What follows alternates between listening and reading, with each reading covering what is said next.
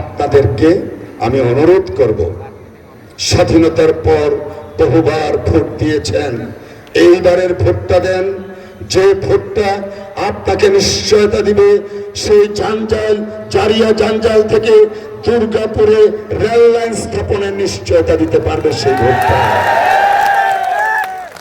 এইবারের ভোট নিশ্চয়তা দিতে পারবে আমাদের দুর্গাপুর সহ কলমাকান্দার বর্ডার বেল্টকে নিয়ে একটা উন্নত এবং ভালো পর্যটন নগরী গড়ে তোলার জন্য ইনশাআল্লাহ আপনার এই ভোট নিশ্চয়তা দিতে পারবে আমাদের এই শিবগঞ্জ তেরিবাজারের একটা দৃষ্টিনন্দন ব্রিজের নিশ্চয়তা দিতে পারবে।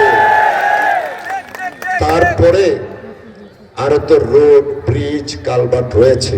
আমি একবার বলেছি যে আমি কলমাকান্দা দুর্গাপুরের 15টা ইউনিয়ন 2-3 বার করে ঘুরেছি।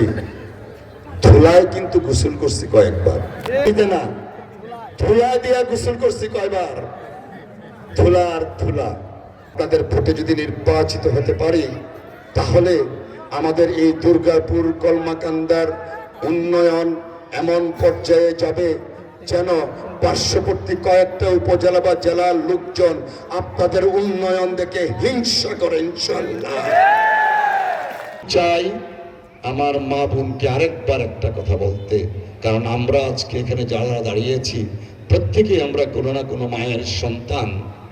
প্রত্যেকেই আমরা, আমাদের মা আমাদেরকে 10 মাস 10 দিন তাদের পেটে ধারণ করে ভূমিষ্ঠ করেছেন, অনেক কষ্টে লালন পালন করেছেন, আমাদেরকে শিক্ষায় শিক্ষিত করে তুলেছেন।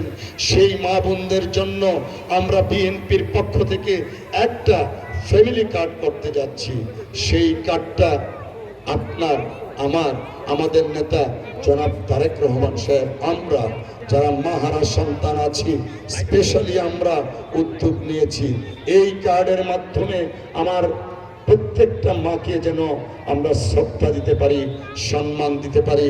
আমার মা আমার জন্য যে কষ্ট করেছেন সেই কষ্টের কিছুটা হলেও যেন প্রতিদান আমরা এই কার্ডের মাধ্যমে দিতে পারি। এবং এই কার্ডের মাধ্যমে আমি আজকে প্রকাশ্যভাবে বলছি, কৃষক কার্ড এবং ফ্যামিলি কার্ড কেউ একটা পয়সার দুর্নীতি আমি করতে দিব না ইনশাআল্লাহ।